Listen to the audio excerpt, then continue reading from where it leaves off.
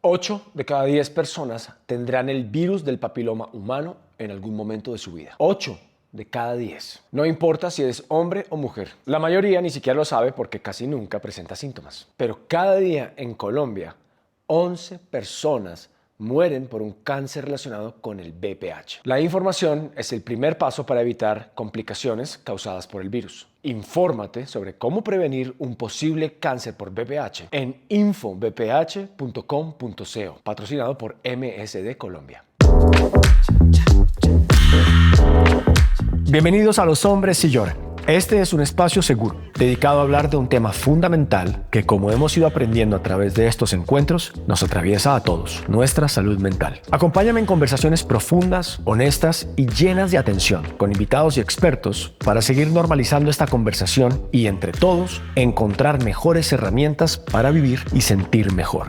Este episodio llega a ustedes en alianza con Celia, la plataforma líder de terapia en español en Latinoamérica, que entiende nuestra cultura, el contexto desde el que sentimos y la importancia de hablar en nuestro propio idioma. Celia trabaja desde una idea clara. La salud mental no tiene una sola forma. Cada proceso es distinto y hablar, cuando se hace en un espacio seguro, puede cambiarlo todo. Porque estar presentes para lo que sentimos es parte del bienestar. Soy Juan Pablo Raba y estamos de regreso con Los Hombres Sí Lloran, donde nuestra vulnerabilidad se convierte en nuestra mayor fortaleza.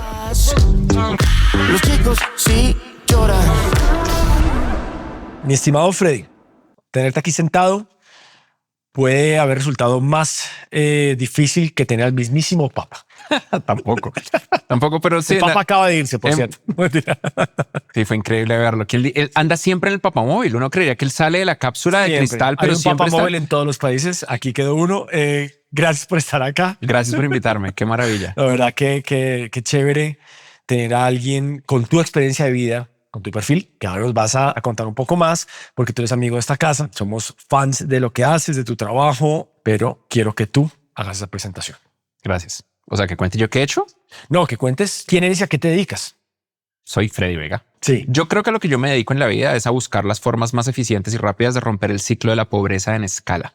Y en este momento la materialización de eso es Platzi, que es mi empresa en este momento. Una escuela de tecnología que ha formado a 6 millones de personas en América Latina. 6 millones de personas. Sí. ¿Los ha formado en qué? En inglés, en desarrollo de software, en marketing digital, en habilidades blandas y técnicas para cualquier tipo de empleo en la economía digital. Pero 6 millones no es tanta gente. Piénsalo en retrospectiva. Okay. 660 millones de personas viven en América Latina. Eso significa que es el 1% de América Latina. Entonces todavía me falta un camino largo por recorrer para tratar realmente de lograr. La misión es romper el ciclo de la pobreza en escala de una manera en la que esté en el control de la vida de las personas. Y la educación, por lo menos en mi experiencia, es el camino para lograrlo. Eso es lo que hemos tratado de hacer. Wow. A ver, tratado. Es un propósito. Tratado es como resaltado, tratado, porque es difícil. Bueno, eso es como está bien, es un trabajo, es una empresa, es un negocio, pero es un propósito de vida, claramente. Sí. ¿De dónde arranca ese propósito?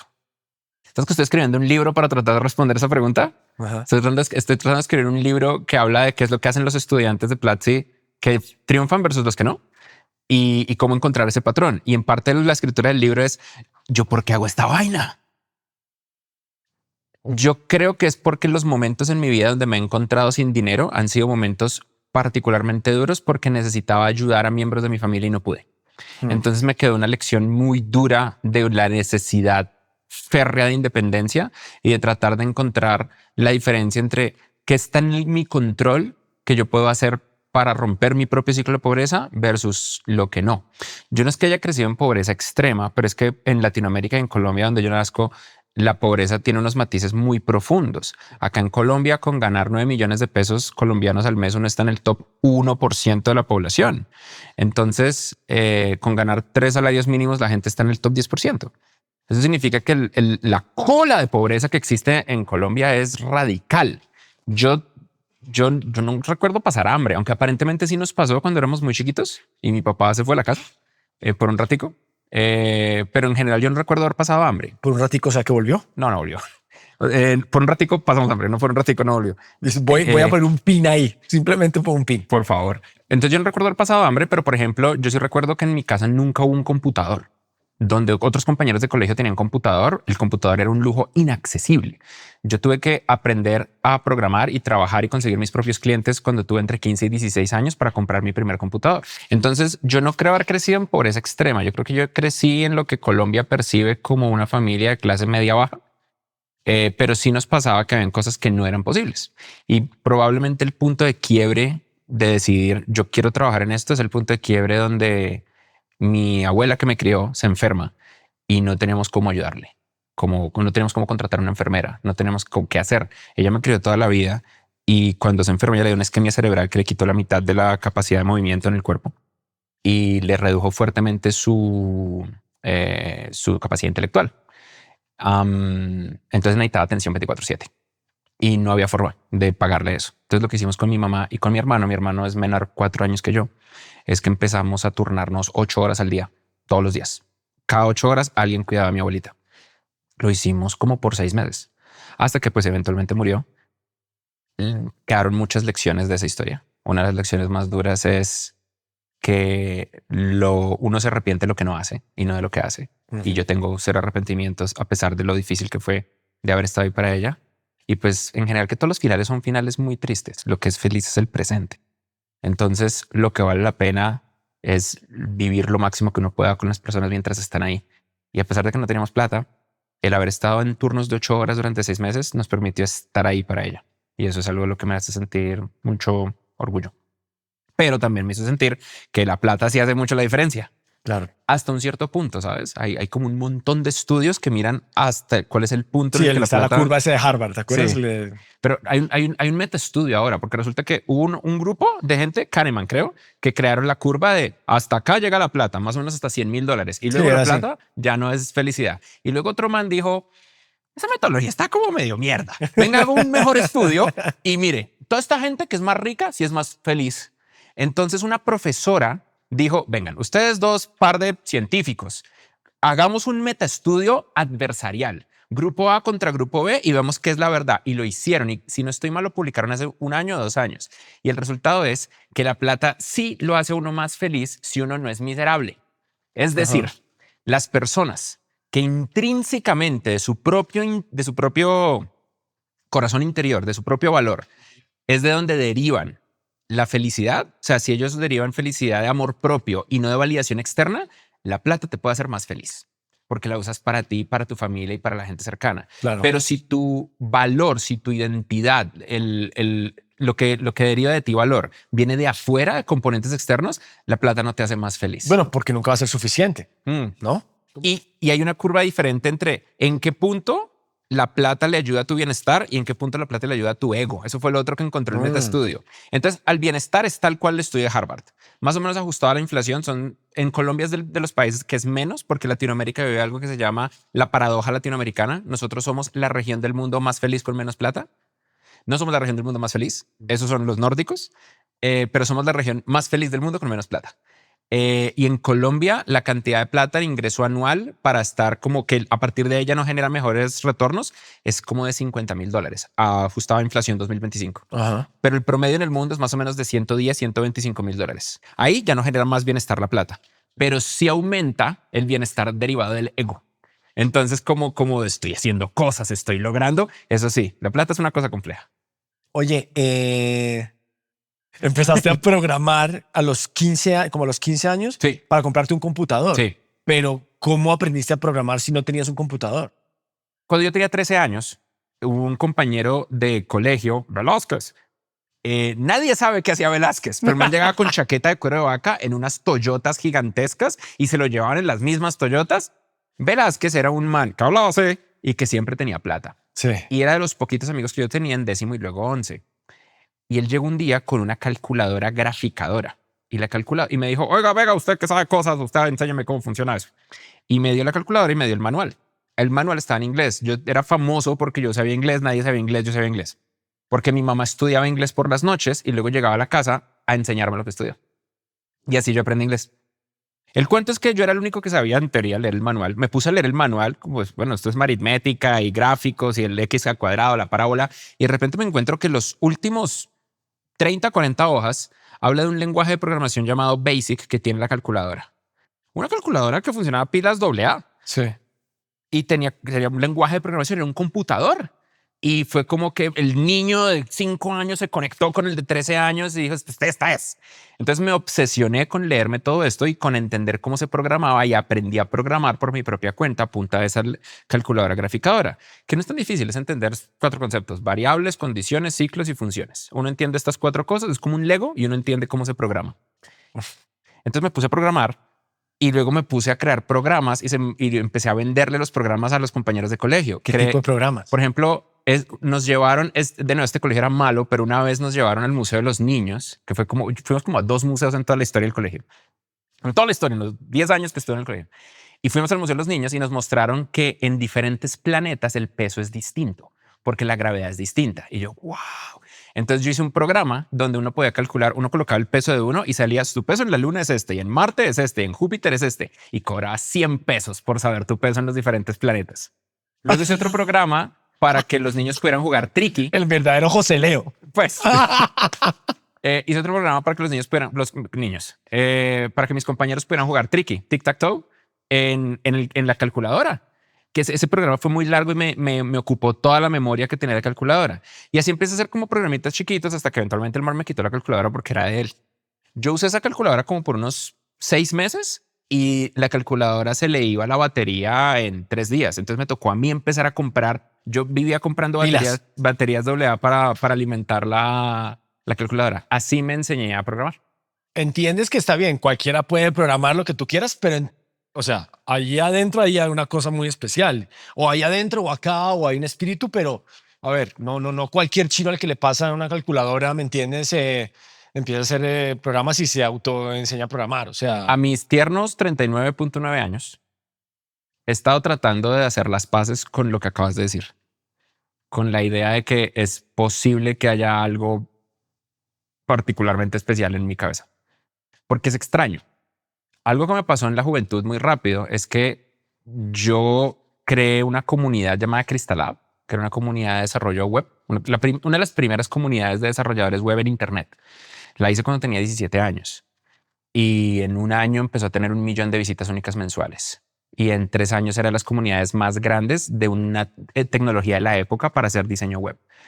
Y eso significa que yo muy joven tuve de repente un montón de fama de Internet. Y eso no es bueno para alguien que es tan joven. Entonces eso me generó cosas que en retrospectiva y con mucho trabajo personal creo que he visto que fueron muy negativas para mí. Me generó mucha arrogancia, por ejemplo. Me generó una ausencia de curiosidad. Yo trataba de entender yo de qué estoy hecho. Yo creo que estoy hecho de 3 cosas. Yo creo que yo soy una persona muy resiliente, muy optimista y de una curiosidad intelectual infinita. Pero la arrogancia es anatema a la curiosidad intelectual, porque uno cree que lo sabe todo. Entonces, y yo creo que eso es un fenómeno colateral de la fama de Internet. Yo no mostraba mi cara en la época de Crystalab. Eventualmente la empecé a mostrar, pero lo que sí me pasó es que me generó como toda esta idea de yo estoy haciendo algo que es muy especial y de repente de un momento para otro, yo ayer era un niño de 16 años y hoy tengo 18 y tengo una cosa mágica en Internet que hace plata. Y eso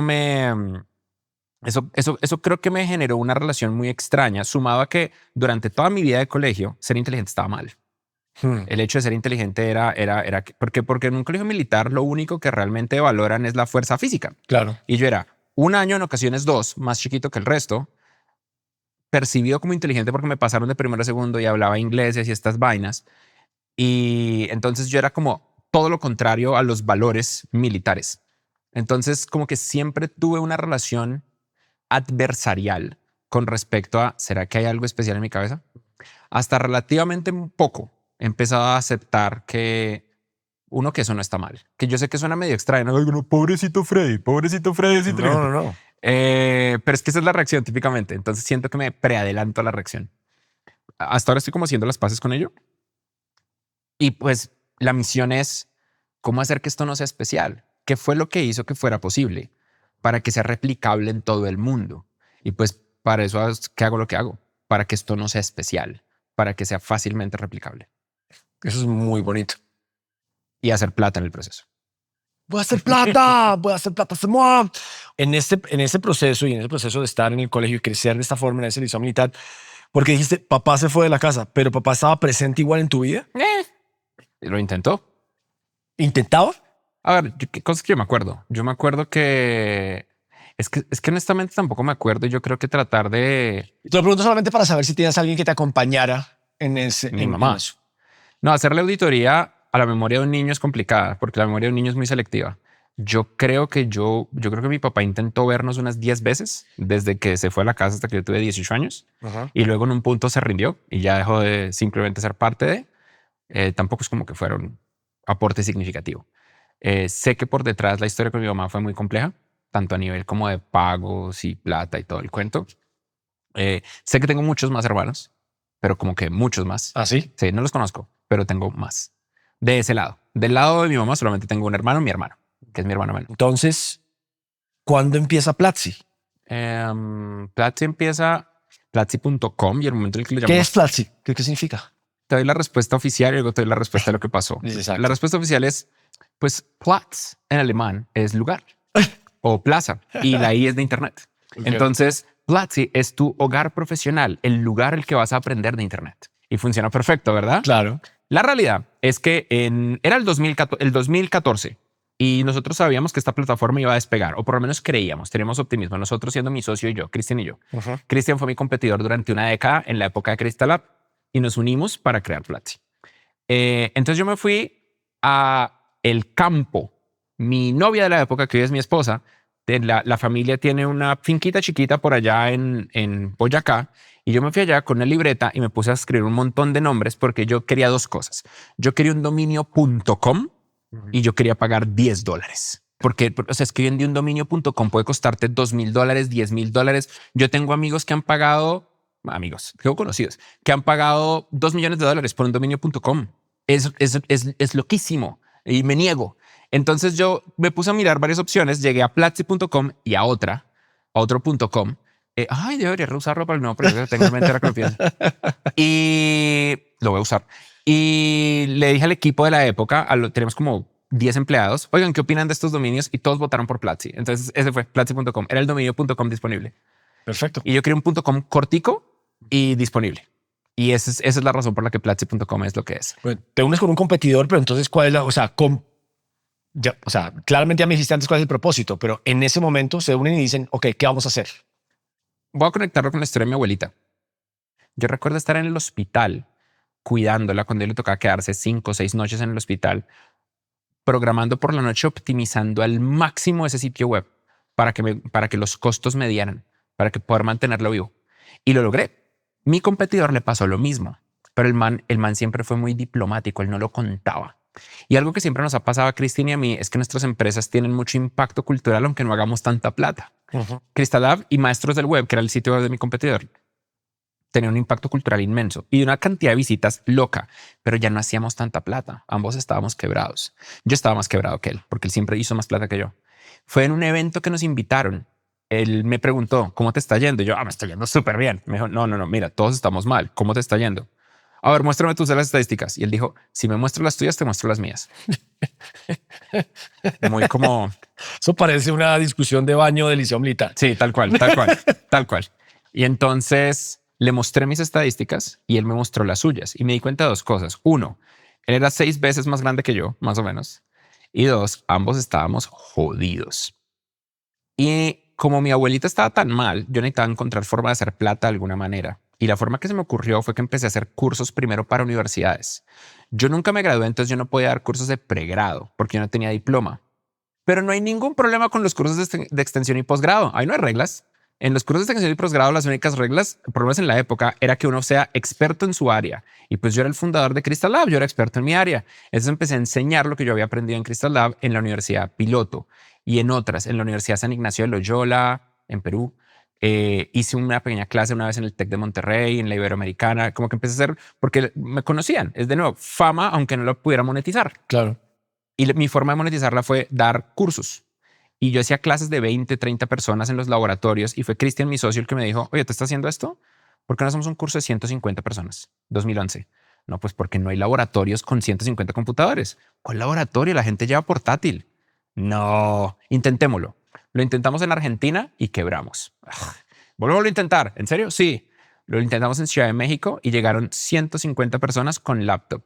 y una persona llegó con un computador de escritorio gigante de la pantallota grandota. Espectáculo. Y el último día de la clase le regalamos una pantalla plana y el man se atacó a llorar.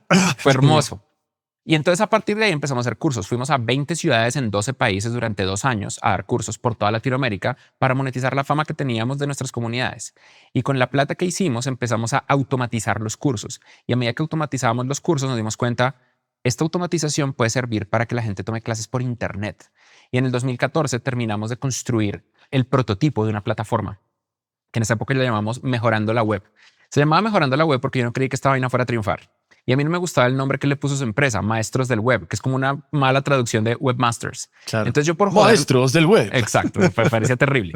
Entonces yo por joderle la vida dije, pues usted es el de Maestros del Web, nosotros lo que vamos a hacer es mejorar la web. Entonces vamos a estar mejorando la web. Esa es nuestra empresa, que empezó como un show semanal en vivo de tecnología, que al día de hoy todavía lo hacemos todos los jueves. Ese es mi canal de YouTube, que tiene creo que 5 millones de suscriptores, una cosa por el estilo. Es un buen canal de YouTube. Creo que la mayoría de la gente que conoce Platzi la conoce por el canal de YouTube. Con toda la plata que hicimos, la reinvertimos. Y en el 2014, Cristian me empujó a dar una charla de 5 minutos en un evento de Google en San Francisco, el que nos invitaron. Eso fue mucho después de que mi abuela ya había muerto y que nos pudimos enfocar en la compañía y todo lo demás. Entonces fue la primera vez que di una conferencia en inglés, me cagué. Recuerdo que la practiqué, yo estaba temblando, sudando, estaba llevado del carajo. Pero la gente como que le gustó. Porque lo que le mostré a la gente, esta es mi idea de una plataforma de educación online. Eso fue lo que hice en la conferencia. Y toda la gente aplaudió y como, chévere, fue meh. Cristian agarró el video y se lo mandó como parte de la aplicación al fondo de inversión más importante de Silicon Valley, Y Combinator. Y nos entrevistaron. Y no puedo creer este video, eso que nos entrevistaran. Bueno, nos entrevistan y nos entrevista Paul Graham, que es el fundador de Y Combinator. Ese man es una eminencia. Y nos caemos re mal, él y yo, porque empezamos a hablar y el man no entendía Latinoamérica. El man preguntaba, pues ustedes por qué no crecen y por qué no cobran esto. Bueno, pues porque Latinoamérica es pobre. ¿Cómo así que Latinoamérica es pobre? Sí, pues porque tenemos una historia de narcotráfico. ¿Narcotráfico? ¿Usted qué está hablando? Fue terrible. Yo he tenido unas 4 charlas con Paul Graham en mi vida. Las 4 nos peleamos. No nos aceptaron. Pero entonces Cristian dijo, todo bien, sigamos trabajando. Y seguimos trabajando. Y en diciembre del 2014 volvimos a aplicar, nos volvieron a entrevistar. Ahí nos entrevistó Paul Buchheit, que es el fundador de Gmail, el man que creó la frase de Google, "Don't be evil", y que creó AdSense, el modelo de monetización con el que nosotros hicimos plata antes. Y con Paul nos entendimos perfecto. Paul es fantástico. Y fuimos los primeros latinos en ser aceptados en Y Combinator, el fondo de inversión más importante de Silicon Valley. Nosotros le permitimos la entrada a muchos otros. Probablemente los fundadores más famosos a los que nosotros les permitimos entrar, pues les permitimos, no es como que fueran nuestros, a los que ayudamos, es una forma mejor de decirlo, allowed. Los founders más famosos a los que ayudamos a entrar eran Simón y Sebastián, un par de manes que estaban enviando chocorramos por domicilio. Ajá. Y les dijimos, venga, ustedes necesitan es la estructura de Silicon Valley. Y así es como nace Rappi. Como este es un programa de salud mental y hamos hablado de todo menos de salud mental. Perdón por el ¿Se habla de salud mental en este ámbito tan tecnológico, de innovación, de entrepreneurs, de inteligencia artificial? Quiero que me respondas a nivel personal, tuyo en tu experiencia y también en lo que tú has visto y en lo que ves y oyes. Me doy cuenta de que los emprendedores somos, de la mayoría de grupos profesionales, el grupo más afectado por salud mental y como una desviación estándar. O sea, es como un saltico grandote en las curvas. Tenemos una tasa de ansiedad gigantesca. Yo conozco muchos founders, muchos emprendedores, y una de las cosas más constantes que yo veo en las personas, hay 2 tipos de emprendedor. Hay 2 tipos de persona como nosotros, por llamarlo de alguna manera. Los que creamos algo desde cero y los que dirigen algo que ya existe. Las personas que dirigen algo que ya existe son una clase diferente de personas. Ellos siguieron una vida distinta. Yo no los conozco tan a profundidad. Entonces muchas veces uno ve el CEO de tal banco y pues ok, chévere, pero este banco existe hace 200 años, ¿no lo cree usted? Versus persona que construyó una compañía. Las personas que construimos la compañía estamos rotos. Hay algo que está mal en nosotros y si no fuera así, no habríamos creado la compañía. Por muchas razones. Primero, esto es el nivel de dolor bordeando la humillación de las más intensas que uno pueda vivir en la vida. Porque esto es muy difícil. Esto no, y además que por defecto esto no sale bien. En general, si uno elige crear una compañía, la probabilidad de que llegue al año 10 es como del 13%. O sea, lo más probable es que todo tu esfuerzo sea en vano. Y eso es lo otro. La mayoría de las personas que eligen crear compañías, lo que pasa es que ellos no salen en podcast, a ellos no los entrevistan porque a ellos no les fue bien. Entonces a toda la gente que decide crear compañías y fracasan son invisibles y están sufriendo un montón, porque crear una compañía es atar tu identidad, la persona que tú eres y toda tu vulnerabilidad a un modelo de negocio y a una idea que si la gente no compra y que si no despega, entonces el fracaso eres tú. Y a uno le dicen, no, pero usted se tiene que desconectar de la compañía, tú no eres, pero eso es por mierda, eso no es verdad. Uno claramente es la compañía que uno hace porque eso es lo que uno más hace.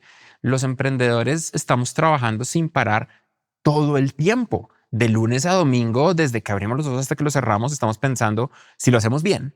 Estamos pensando cómo hacemos que esto funcione. La única forma de hacer cosas grandes es hacerlo de una manera obsesiva. El balance de vida-trabajo no existe si uno quiere que a uno le vaya bien. No se puede. Y si uno quiere bien balance de vida-trabajo, pues no emprenda. No puede emprender teniendo balance de vida-trabajo. Yo no conozco a nadie. Y los que dicen que tienen balance de vida-trabajo emprendiendo son mentirosos. Es mentira. O son mentirosos o son ungidos. Ellos sí son ungidos por Dios. Sí, ahí sí bajó un ángel. Ten tu growth rate de 80% month over month por los próximos 10 años. Pero también disfruta de tu tiempo libre. Exacto. Sí, no. Y es un sacrificio de todos los ángulos, porque todo el tiempo te van a decir que no. Todo el tiempo tú tienes como una visión, una idea y vas a ir a enfrentas al mercado y el mercado es como, pues esta idea, yo no quiero esto. Todo el tiempo vas a tener feedback de lo que no deberías estar haciendo. Todo el mundo tiene una opinión y todas las opiniones. ¿Como ser actor? Sí, bueno, sí, claro, porque todo el mundo cree que eso es parte de lo que pasa. Todo el mundo cree que puede. Cuando lo ven desde afuera, como, sí, esto usted lo puede hacer igual. Debió haber quitado esta rayita. Pero en nuestro caso hay algo peor. No sé si es peor, ¿sabes? No, de pronto no. En nuestro caso, el puntaje es instantáneo. ¿Te fue bien o te fue mal? Instantáneo. Lanzas, no vendes, instantáneamente sabes que la cagaste. Súmale a eso que gente se pega a tu barco. Gente se amarra al trencito al que tú vas y si tú descarrilas el tren, le haces daño a gente. Entonces hay empleados que confían en ti. Y cuando las cosas salen mal y uno le toca, por ejemplo, hacer despidos masivos, entonces, y con los despidos masivos, pues los despidos masivos son una cosa muy controversial porque lo que las personas quisieran es que el empleo estuviera asegurado, porque el sueño más común de las personas, que yo creo que es un error, es la estabilidad laboral en particular. La estabilidad laboral no es una buena idea. Nada más o menos lo puedo mostrar matemáticamente. Por favor, dame más. Las habilidades técnicas de un empleo en general tienen una longevidad de 5 años. Lo que significa que si tú te gradúas, lo que aprendiste cuando te graduaste te va a durar 5 años. A uno lo contratan por tener una habilidad que genera un valor para la compañía y eso tiene un valor más o menos de 5 años. Entonces uno tiene que estar actualizando su perfil cada 5 años. La idea de que uno puede hacer lo mismo a lo largo de toda la vida es falsa. Eso viene, no sé, de las películas y de la revolución industrial y anteriores de la revolución digital. El American Dream. Sí, en los 80s, una familia de Ohio, mamá, papá y 2 hijos, podía comprarse una casa solamente con el papá trabajando. Hoy en día eso es imposible. Y sí, entonces la estabilidad laboral realmente no existe. Uno necesita estarse actualizando todo el tiempo.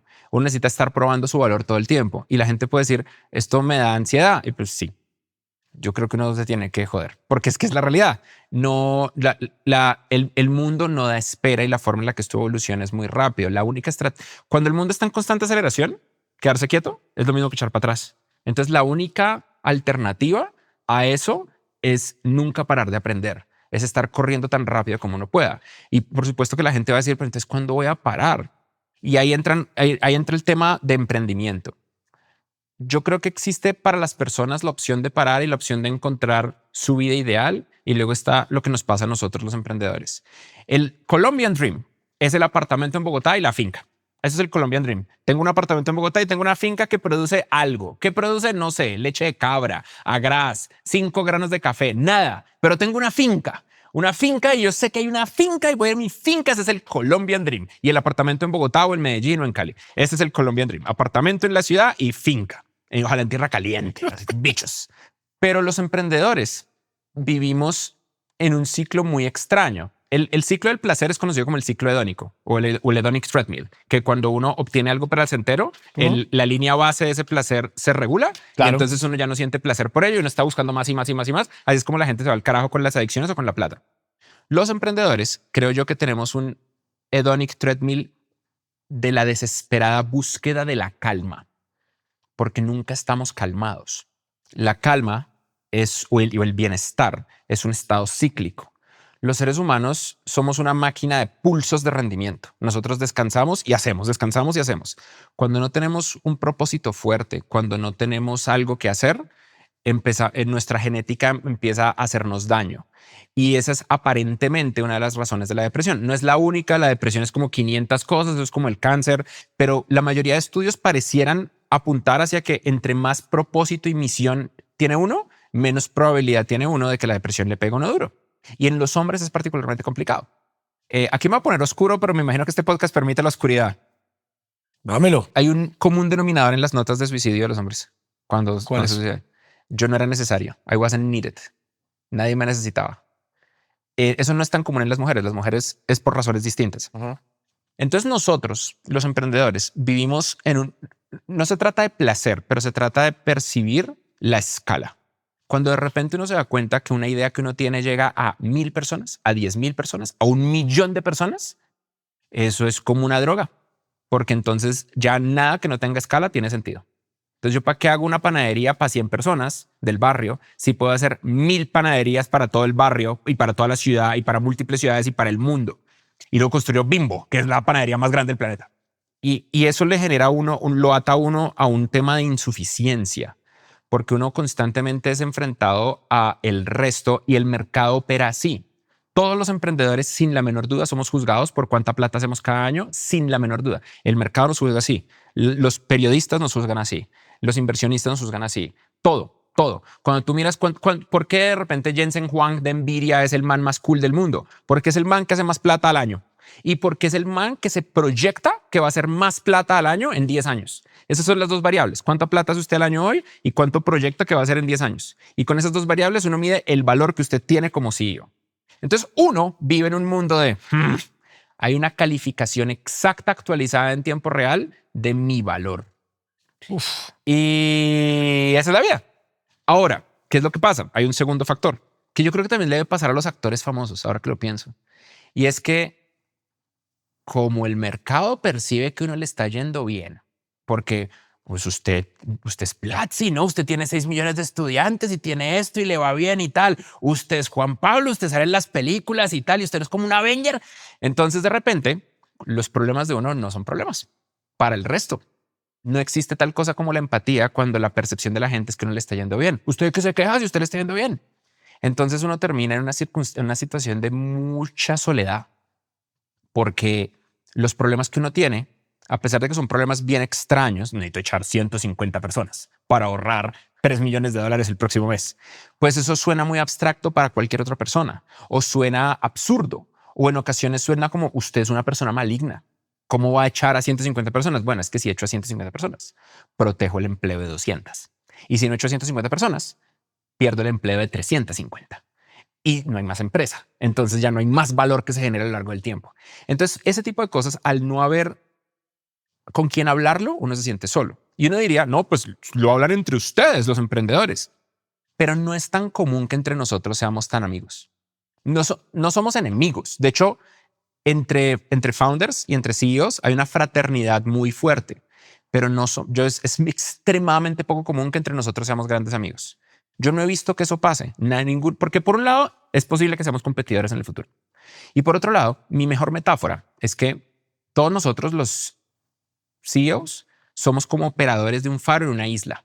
Entonces todos vemos que todos los otros tienen islas y sus faros. Y a veces a uno se le apaga el foco. A veces a otro le llega una tormenta. Y uno como que los puede llamar y decirles, oiga, marica, ¿usted cómo que le cayó una tormenta? Uy, sí, yo de pronto tengo un man que le cambia el faro. Pero la verdad es que el man está en su isla y yo estoy en mi isla. Entonces todos estamos en esto juntos, solos. Maldita sea. Cuando empezó el podcast yo pensé que era actor. Resulta que soy emprendedor. Mira, wow. ¿Se parece? Colega. ¡Qué bueno! No, o sea, me acabas de definir realmente claro. O sea, nosotros tenemos una vida en que vivimos de ideas. Ajá. Literalmente, vivimos de ideas, de poder materializar ideas, de hacer propuestas a directores de casting o a directores, ¿me entiendes? De tratar de materializar una idea que otra persona tiene en la cabeza, de que alguien más te compre esa idea y te contrate para dar esa idea, pero además, pues a mí me rechazan O sea, si tengo un 2% de éxito en un año, es un muy buen año. Pero mi rechazo es de un 98% más o menos, ¿no? 100 audiciones al año, si te ganas 2, estás muy bien. Wow. Y Pues se parece mucho. y hay mucha soledad porque estás permanentemente en un mundo ficticio. Yo recibo un libreto, me invento un personaje y un mundo ficticio y tengo que habitar ese universo completamente ficticio para que otras personas me compren y les guste la idea de lo que yo les estoy vendiendo permanentemente y nunca sé cuánto va a durar ese universo ficticio. Así que, colegas. Oye, qué maravilla. Mira que el número es muy parecido. Yo he levantado capital unas 4 veces en la vida, como gran capital, como millones de dólares, y más o menos tengo que hablarle entre 50 a 98 fondos para que uno o dos me digan que sí. Dicho Ahí eso, está. cuando dos me dicen que sí, los pongo a competir. A ver cuál de los dos genera el mejor resultado. O cuando tres me dicen que sí, eso ha pasado una vez en la vida. No quiero aquí decir que los emprendedores somos gente que sufre un montón y pobrecito emprender, porque la realidad es que esto es una elección. Uno elige hacer esto y Ujú. todo lo que uno hace en la vida es una elección. Uno tiene control de su vida. Uno no es una víctima. Pero yo creo que por eso sí tenemos mucha ansiedad, mucha depresión, muchas otras vainas. Yo no tengo depresión. Yo aparentemente soy un faro de alegría, Ajá. pero yo sí tengo o he tenido ansiedad. Listo. Entonces, terapia. ¿De qué tipos? ¿Por Uf, qué? ¿Cuándo? ¿Cómo? ¿Dónde? yo tuve muchas cosas. Yo tuve un análisis de neuropsicología. Ahí fue que identificaron que yo tenía ansiedad. Luego hice un tratamiento de ansiedad con psiquiatría, Ujú. principalmente porque quería darle ejemplo a mi hermano y a mi mamá de que era una buena idea pedir ayuda. ¿En qué consistía ese tratamiento? Terapia cognitivo-conductual, que es básicamente cambiar la forma en la que piensas. Uno piensa de manera automática en ciertas cosas. Entonces, cambiar la forma en la que piensas, esa forma automática, cambiarla por otra. Pero ¿cómo es la terapia? Uno tiene que escribir las cosas que le generan un malestar o los momentos que le disparan a uno ciertas cosas y luego racionalizar qué fue lo que me hizo pensar así, por qué esto me causa tristeza, por qué esto me causa piedra, por qué esto me hace sentir injusticia, cosas por el estilo. Y luego tratar de ver si existe otra forma de verlo. Y a medida que uno lo escribe y uno mecaniza ese proceso, cuando uno se acostumbra a mecanizar ese proceso, uno recablea la forma en la que uno se enfrenta al mundo. Es la terapia que tiene mayor efectividad en solucionar la gran mayoría de problemas, como el problema de depresión, el problema de ansiedad, que depresión y ansiedad son, de nuevo, es como el cáncer, es como una cosa tan grande. Realmente las cosas son como mucho más específicas. Tiene muchísima más tasa de efectividad que, por ejemplo, el psicoanálisis, la terapia de hablar. La terapia de hablar no es tan mala idea porque es como pagarle a una persona para que sea el amigo de uno, Ujú. pero no es tan efectiva. Y luego está otro tipo de terapia, que es más la terapia para crecer. Ese es el coaching ejecutivo. Eso también lo hacen psicólogos profesionales y aplican técnicas parecidas como la cognitivo-conductual o una que se llama dialéctico-conductual, que es muy parecida a la cognitivo-conductual, pero se trata de la narrativa que uno tiene para dentro de uno. A veces la gente es muy cruel con ellos mismos, como que uno comete un error y es que yo soy muy bruto, cuando realmente uno debería ser más consciente de decir, no, esta es mi naturaleza. Muchas veces las cosas más difíciles de lo que nosotros somos como personas no son tan malas, principalmente porque el resto de la gente no le importa un carajo. Ujú. Y uno debería aceptarse como uno es. Hay cosas que son lindas de lo que uno es, por más de que parezca maligno o negativo, mientras uno lo sepa manejar bien. Y ahí voy. Intento mantener una persona que es como una combinación entre terapia psicológica y coaching ejecutivo, porque la terapia es más para la persona que soy y el coaching es para la persona que voy a ser. Me gusta mucho cuando uno puede identificar, cuando uno logra identificar y encontrar, y uno llega a muchas puertas cerradas también, uno llega a muchos, que es como un laberinto, ¿no? Y uno da vueltas y da vueltas, pero dar vueltas también requiere disciplina y chocarte contra las paredes también requiere disciplina. Por lo menos en mi caso, en mi cabeza, es una lucha de redefinir lo que uno percibe como ego. Por mucho tiempo yo no hacía algo por mí porque sentía que hacer algo por mí era un comportamiento egocéntrico porque demasiadas personas me castigaron por mis comportamientos arrogantes y egocéntricos del pasado y también, para ser justo, porque yo siento que terminé haciéndole daño a muchas personas debido a mi arrogancia y a una tendencia al egocentrismo derivado de que tuve reconocimiento y fama muy joven antes de realmente construirme como una persona completa. Hoy en día pienso que ser egoísta con uno mismo es un acto de amor propio y que requiere y ser egoísta con uno mismo implica hacer el dolor que te hace crecer. Y eso es ir al gimnasio, eso es ir al médico, eso es dormir bien. Es realmente tres cosas al final del día. Los seres humanos somos animales. Uno necesita dormir bien y eso es dormir 7, 8 horas. Más de 8 está mal, menos de 7 está mal. Comer bien, que en general comer bien es básicamente evitar el azúcar. y hacer ejercicio. Si uno duerme bien, come bien y hace hacer ejercicio es elevar el ritmo cardíaco más de 110, 120, 3 horas por semana. Y uno ya está como en el percentil 90 de la humanidad. Si uno come bien, duerme bien y hace ejercicio, el resto es fácil. Y luego está la forma en la que uno usa el tiempo. Y por mucho tiempo yo pensaba que mi tiempo era para otros siempre y que eso era ser una buena persona. Y hoy en día hago mi mejor esfuerzo, me cuesta, pero hago mi mejor esfuerzo por entender que en ocasiones elegir unas horas o incluso un día que es para mí y para nadie más es importante. Un ejercicio que hice que me ayudó mucho. Escribir una lista de las cosas que amo que no tienen que ver con otros seres humanos. Que no tienen que ver con otras personas. Cosas que amo que no tienen que ver con gente. Y entonces de repente me di cuenta de lo que yo puedo hacer por mí que es solo para mí. Y eso fue muy único, porque uno típicamente va por la vida como reaccionando instintivamente, que no es necesariamente malo, pero eso me dio un método, porque al final de lo que yo más quiero hacer es tener éxito en mis objetivos. Lo que yo más quiero hacer es triunfar con las ideas y con la visión y con la misión que tengo.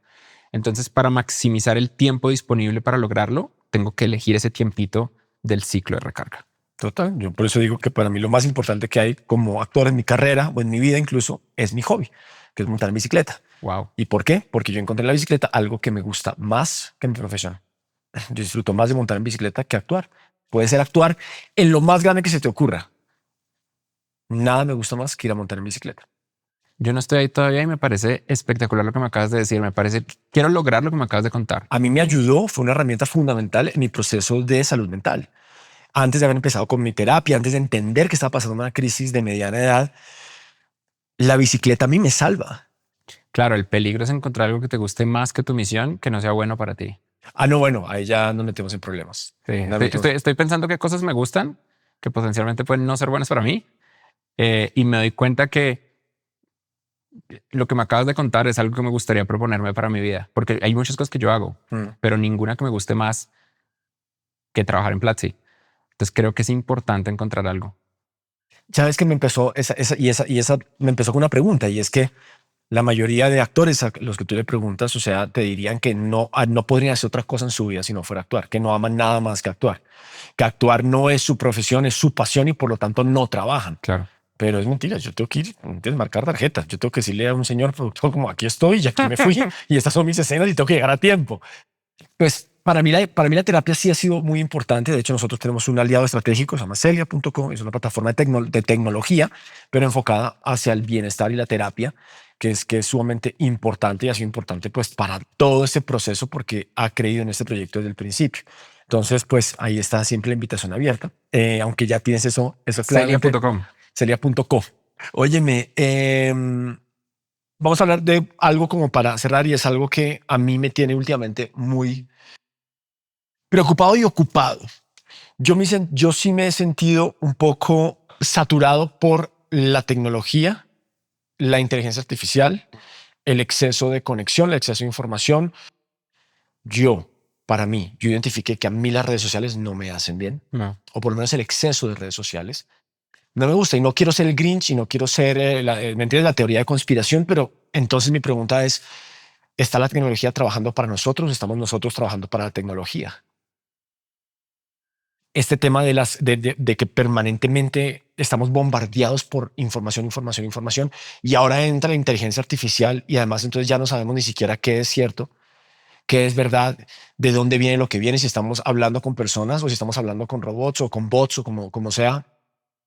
Y yo empecé a echar para atrás.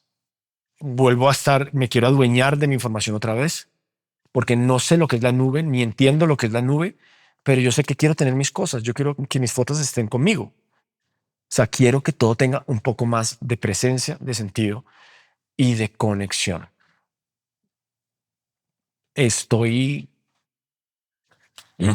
Yo sabía que tú eres la persona para hablar de eso. Voy a arrancar con un concierto. Perdóname. Y todo esto tiene que ver sobre todo además con que tengo un hijo adolescente y yo siento que no tengo ninguna autoridad moral para decirle a él no estés conectado 10 horas al día si yo estoy conectado 10 horas al día. De acuerdo. De acuerdo. Ese es mi caso. Aaron Paul. Su señoría. Aaron Paul, el actor de Jesse Pinkman en Breaking Bad. Sí. Dio una entrevista recientemente que le pasó esto con su hija, que se dio cuenta que él estaba en el celular mientras jugaba con la hija chiquita.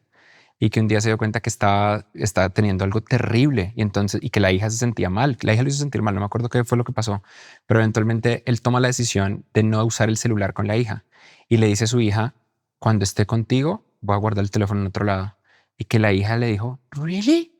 Como que no lo podía creer y como contarle que Santa Claus existe. Esto es real. Están pasando muchas cosas a nivel de adicción en el mundo en este momento. Tu conversación de las redes sociales y de Internet es una conversación de adicción. Eso es lo que es. Estos son sistemas que secuestran nuestros mecanismos de recompensa para cambiar lo que nos genera recompensa. Pero el problema es que está generando un lado B muy perverso. Si tú eliges no tener redes sociales, no tienes amigos. Y eso es lo que realmente le está pasando a la generación más joven. La generación más joven vive recluida en la casa. Salen menos. Hace 20 años, el tiempo promedio que uno pasaba con amigos era de 60 a 120 minutos en una semana. Hoy en día es de 30 minutos. Es una caída radical. Y es una caída radical en otras cosas. La actividad sexual de los adolescentes adultos cayó a la mitad. Y eso hubiera acompañado de fenómenos complicados como, por ejemplo, el fenómeno de la caída en la tasa de fertilidad. La edad para casarse aumentó brutal. La edad para perder la virginidad aumentó un montón. En tus tiempos del colegio, ¿cuál era la edad promedio para perder la virginidad? Entre 14 y 16. ¿Sabes cuál es la edad promedio para perder la virginidad hoy en Colombia? 19. En España es 21. En España. En España. España, que es tan abierto y tan sexual, es 21. Y entonces esto está... yo era de colegio en España. Yo no era de colegio acá, yo era de colegio en España. Mira, sí, 21. Y en parte también es porque la forma en la que conectamos como seres humanos ha cambiado. Las aplicaciones de dating tienen un efecto positivo y un efecto negativo. El efecto positivo es que, por ejemplo, ahora hay muchísimas más relaciones interraciales de las que habían antes. Hay más gente mezclada con otras personas de diferentes razas, pero también de diferentes posiciones socioeconómicas. Y entre más diversidad socioeconómica en nuestras relaciones, mayor riqueza de nuestras relaciones y nuestro capital social y mayor construcción de riqueza multigeneracional. Es bueno para todos que la gente se mezcle. Pero por otro lado, también está maximizando variables terribles. En las aplicaciones de dating, todos los hombres mienten respecto a su altura y todas las mujeres mienten respecto a su edad. Y todo el mundo tiene 4 relaciones activas al mismo tiempo. Todos los mayores de 20, 21 tienen 4 relaciones activas al mismo tiempo porque nadie se quiere comprometer con nada porque todo es un costo de oportunidad. Y entonces cada vez más y más y más nos estamos atrasando en puntos clave de maduración de la adultez del ser humano. Entonces cada vez más nos demoramos en irnos de la casa a nuestros papás. Nos demoramos más en conseguir nuestro primer empleo. Nos demoramos más en tener nuestra primera relación comprometida. Y ojo, el mundo es un lugar diverso, no todas las relaciones tienen que ser de extrema monogamia, de extrema poligamia, pero al final del día, el mecanismo de construcción de riqueza multigeneracional de las sociedades es la familia. No hay 2, hay 1, es la familia. Y las familias típicamente son 2 personas que construyen una casa. Legalmente uno rara vez tiene 3 personas en una familia, desde una procedencia constitucional, y la verdad es que tampoco es práctico ni pragmático. Lo que está pasando ahora mismo no es una revolución iluminada de un verano del amor como lo que pasó en los 60s o en los 70s. Lo que está pasando ahora mismo es una reclusión social que luego se pega a una cosa a la inteligencia artificial que nadie sabe cómo avanzar. Y es que la gente está creando relaciones parasociales con máquinas. La gente está creando... Cuando hace un año había un modelo de inteligencia artificial de OpenAI llamado ChatGPT 4o. 4o era un modelo calibrado para decirte lo que tú querías. Y la gente se enamoró de ese modelo. Y crearon, y ojo, ¿quién se enamoró más de este modelo? ¿Hombres o mujeres? Hombres. Mujeres. El erotismo masculino y el erotismo femenino funcionan distinto. Nosotros los manes somos visuales. Entonces nosotros lo que se nos lleva al carajo es la adicción al porno. Las mujeres son más de la narrativa. Claro. El género más vendido de novela en el mundo es novela erótica de fantasía. El más vendido en el mundo y es principalmente mujeres. Sí, Fort Wing y todas estas vainas. Sí. Y si tú le alimentas estas historias a ChatGPT 4o, tienes niñas que no necesitan lidiar contra los manes, que Internet les pudrió su perspectiva de lo que son las mujeres. Claro. Simplemente hablas con tu novia de Internet. Y los manes, por otro lado, también están jodidos, porque resulta que el porno es demasiado bueno en esta época. Tiene los mismos mecanismos de las redes sociales de adicción. Entonces ahora el porno tiene algoritmos de scroll y se va adaptando a lo que tú quieres y todo este cuento. Y entonces rompe nuestros mecanismos de atracción. Pero eso también le pasa a las parejas casadas. ¿Cuál es el momento? Yo sé que esto es medio raro, pero este es el podcast de todo. ¿Cuál es el momento erótico de una pareja casada? Típicamente es cuando se van a dormir. Y entonces, ¿qué pasaba antes? Cuando pasaba antes, se iban a dormir y hablaban de los problemas de la familia y de la casa, y uno le abría el libro, entonces estaban leyendo, y entonces era el momento donde se abrazaban, se tocaban y tal. ¿Qué pasa hoy? Ambos están en esquinas distintas de la cama leyendo y haciendo scroll. Y hablándole a gente random de Instagram. Porque la gente random de Instagram, que no existe, alimenta nuestro ego porque nos hace sentir que estamos buenos a pesar de que están hablando con otras 100 personas. Entonces esto rompe por completo nuestros mecanismos de erotismo y nuestros mecanismos de conexión íntima. Y esto le pasa a todo el planeta. Ahí estamos viendo una de las épocas más grandes de matrimonios que no tienen ningún tipo de conexión íntima. La época más grande de personas que no tienen relaciones con novio o novia a largo plazo en todos los cohorts de edad. Y una crisis de fertilidad salvaje. Bogotá tiene una menor tasa de fertilidad que Tokio. Y Japón es de los países más jodidos. Y todo esto viene alrededor del tema de las redes sociales y de las adicciones. Lo que me lleva al último, porque esto es multivariable, ¿no? Me lleva al último componente. La gente le echa la culpa al capitalismo.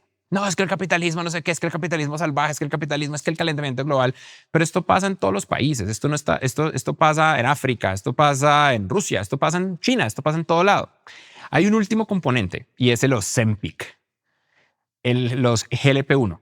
Esta droga es una droga mágica que reduce la obesidad, pero resulta que reduce otras cosas. También reduce la adicción a redes sociales.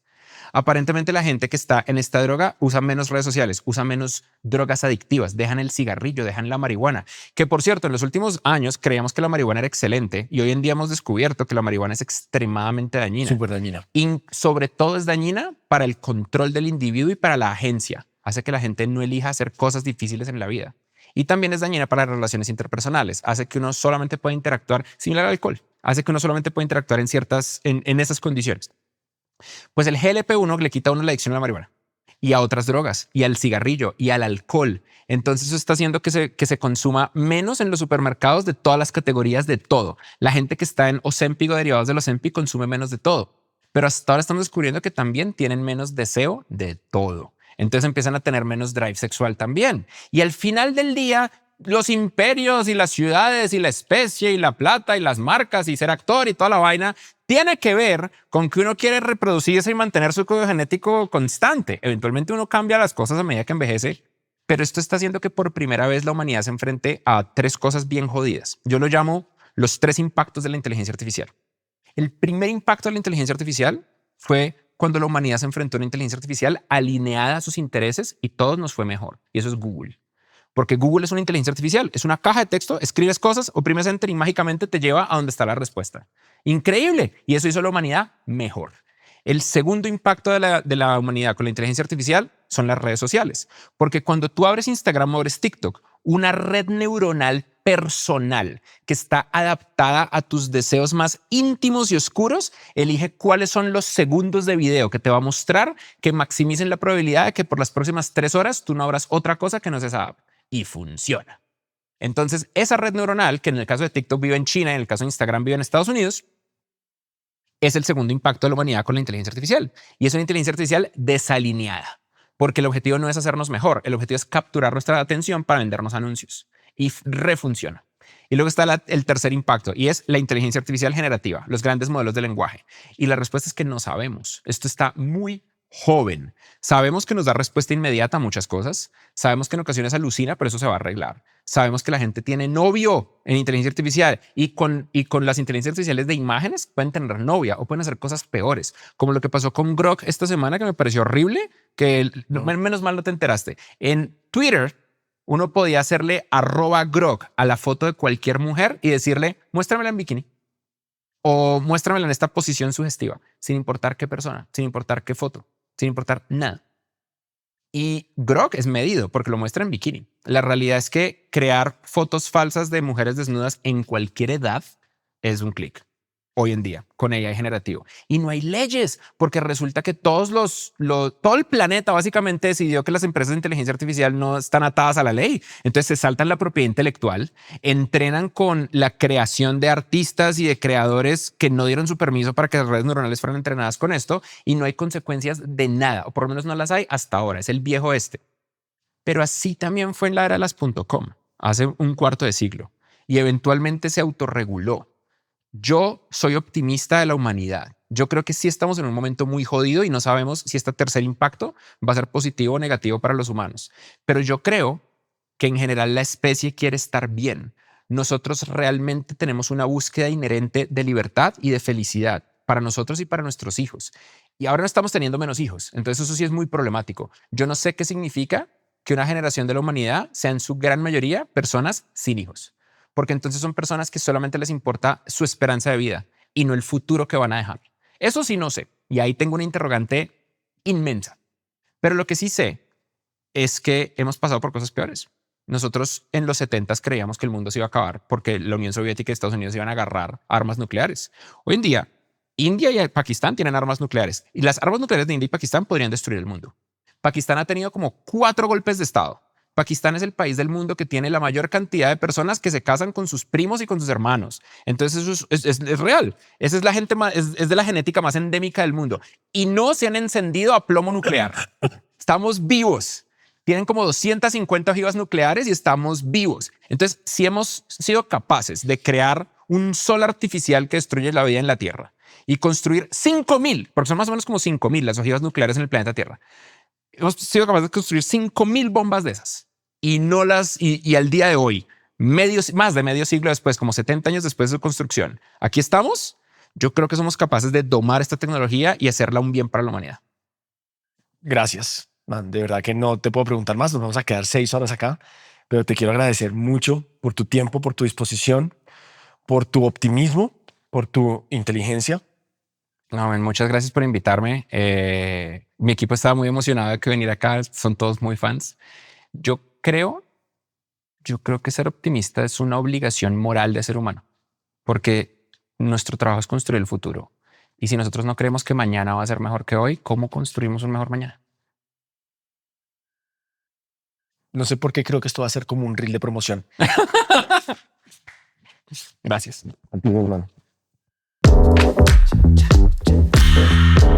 Gracias por acompañarnos en este episodio de Los Hombres Sí Lloran. Recuerden siempre que pedir ayuda está bien y que no tienen que hacerlo solos. Para eso cuentan con aliados como Celia.co, la plataforma líder de salud mental en español en Latinoamérica, que entiende nuestra cultura, acompaña procesos distintos y ofrece espacios seguros donde hablar, escuchar y sentirse acompañado hace parte del cambio. Los Hombres Sí Lloran es un espacio de conversación y reflexión. Las opiniones y comentarios expresados en este podcast son responsabilidad de quienes los emiten y no representan necesariamente la postura del podcast ni de su equipo. Este episodio fue posible gracias a un grupo de personas que trabaja cada semana para que este contenido llegue a ustedes. Producción ejecutiva, Daniel Posada. Dirección de marketing, María Camila Ayala. Edición, Camilo Villegas. Cámara y dirección de fotografía, Yanda Comón. CIO, Mónica Fonseca. Gracias por escucharnos. Nos encontramos en el próximo episodio. Los chicos sí lloran.